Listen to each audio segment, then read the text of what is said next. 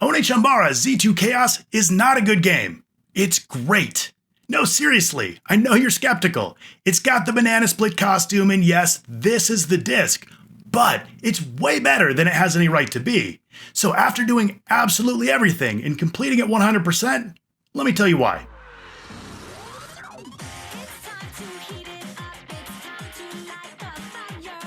The identity of the Onechanbara series has always been wrapped tightly around sex and violence like very few others. Styling itself after exploitation films, Onechanbara has survived for 2 decades by brazenly prioritizing cleavage and gore. Wildly popular both inside and outside of Japan, of course, Onechanbara hasn't evolved much since the first games on the PS2, largely rehashing the same repetitive gameplay loop and budget graphics over and over. In 2014, Onechanbara Z2 Chaos came out on the PS4 and PC, and holy crap, it was good. Like, really good. This was a huge leap for the series, with improvements in the visuals and most importantly, the gameplay. The story is a direct sequel to a game that didn't even get a Western release, Onechanbara Z Kagura. But no worries, the story isn't the key draw here. To boil it down, the familiar sisters Aya and Saki aren't exactly the best friends with newcomer sisters Kagura and Saaya. Coming from rival clans, Banefuls and Vampirics, the duos crossed swords in the prequel, but now have to forge a shaky alliance to stop the worldwide zombie outbreak. Sure, the story sequences showed the main cast drinking each other's blood to become more powerful, and introduced a handful of villains that are trying to do whatever villains do. But who cares? You're probably not interested in Onechanbara because of its story. Heck, even the characters don't seem to care since they were too busy one-upping each other. Talking big like that? Then I'll run you through just to shut you up. The ensuing adventure isn't exactly riveting, but the localization team did its best to ham up an otherwise hackneyed scenario. Combat is clearly the main attraction here.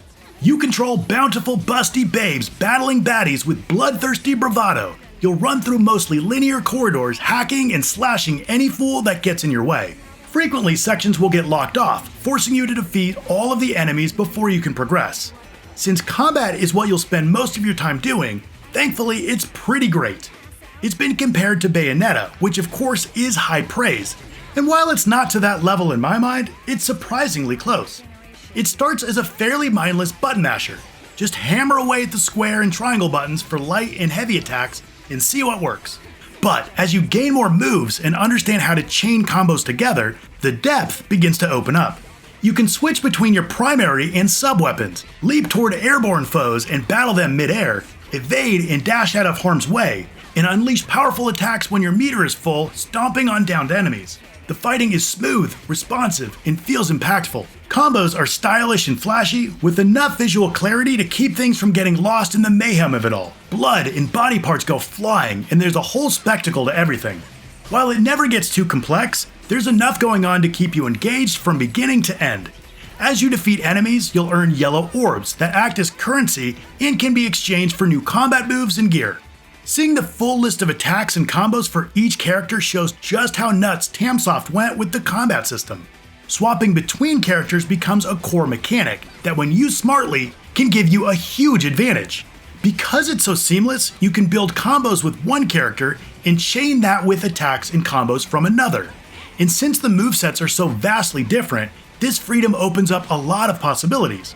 For example, one of my favorite things to do was to lock a group of enemies in one of Saaya's lengthy chainsaw attacks, then bring in another character to perform a devastating double team maneuver. Like in previous games, blood plays a big role in the combat. As you dispatch zombies, weapons will get progressively more covered in blood. You'll have to flick the blood off your weapons every so often, or the blood will dull their usefulness.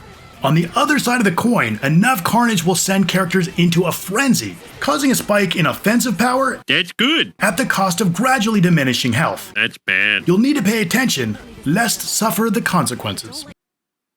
That's bad. Can I go now? It's a great balance of risk and reward. You'll battle a variety of enemies, mainly zombies, werewolves, ghouls, and demons.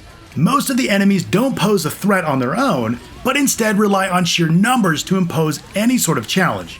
Even though there's a decent variety to the different types of enemies, since you fight them in such large numbers, you'll see the same ones repeatedly. This repetition can get tedious in long play sessions.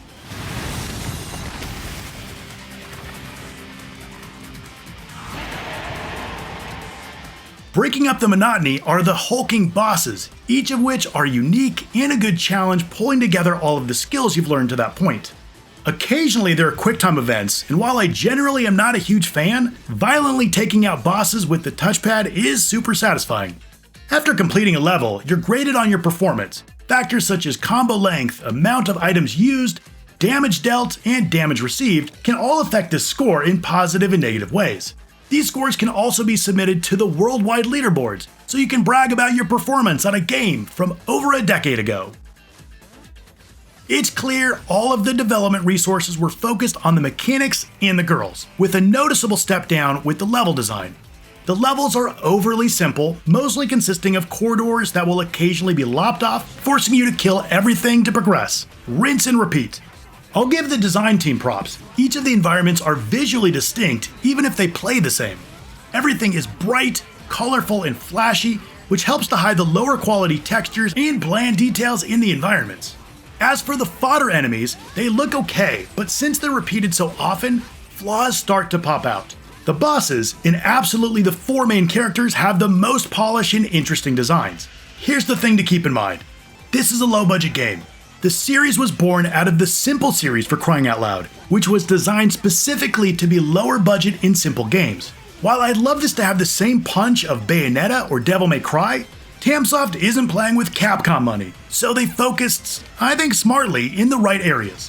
While the visuals may not be the best of this generation, they do their job of showing off the mayhem of each battle very well. The soundtrack matches the on-screen sleaziness perfectly, with trashy J-pop and wailing electric guitars. Filling in the audioscape are satisfying sound effects and voice actresses that do fantastic jobs of giving the zombie slayers distinct personalities with attitude to spare. Overall, it may be unrefined, but the presentation is undeniably cohesive in its chaos. This takes us to the main characters, and the fan service, which is central to the Onechanbara games. And if this surprises you, open your eyes, Lisa! Each of the 4 protagonists, Aya, Saki, Kagura, and Saaya, all look great. A lot of love and care has gone into their designs, each one looking and playing totally uniquely. A big part of the experience are the costumes and accessories. While there was a decent amount, I was actually expecting a bit more. There are only a handful of costumes to unlock, with the rest requiring you to drop coin to buy them. I mean, who doesn't want to fight wearing a banana split? Even some different hairstyles have to be purchased as DLC. There are a decent number of accessories though, which I had a good bit of fun with. You can pin items onto a body part and then change its angle, pitch, size, and whatnot, giving you plenty to play around with. The story mode consists of 16 chapters that can be easily completed in less than 5 hours. But there's a lot of extra content to keep you busy after you get through the main story. First off, there are 20 additional missions that put you in unique situations to test your skills. Climbing the leaderboards to outdo your efforts can be satisfying if that's your thing. There's also a list of 30 quests that act like achievements, mostly involving grinding specific moves, but will earn you in-game rewards. Finally, and yes, I spent too much time customizing the way the ladies look, viewing illustrations, character models, and music in the gallery after beating the game. In other words, the game doesn't disappoint when it comes to extra content. Especially for a hack-and-slash game, with a skill ceiling that isn't quite as high as the heavy hitters, getting the Platinum Trophy wasn't all that difficult. All in, you're looking at around 12 hours to do everything. Onechanbara Z2 Chaos is chaotic, trashy fun in its purest form. The deep yet accessible combat system is the best in the series by far, with tons of satisfying mechanics to master. The mix of ultra-violence and sexy fan service is always entertaining, and there's a decent amount of content to keep you busy without overstaying its welcome. The combat, while fun, can feel repetitive through copy and pasted encounters, so I recommend playing in small bursts. If you demand perfection, or are easily offended by sex and violence, check out my review of Agony. But for everyone else who just wants to slice zombies as a bikini-wearing cowboy samurai, it's time to check out Onechanbara Z2 Chaos.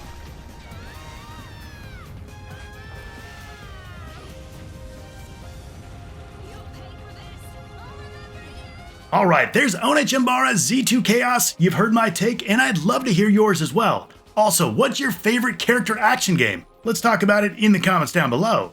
If you liked the video, hit like and subscribe. And if you want another game with cute girls kicking butt, check out my video right here. I want to thank you so much for watching, and I'll see you next time.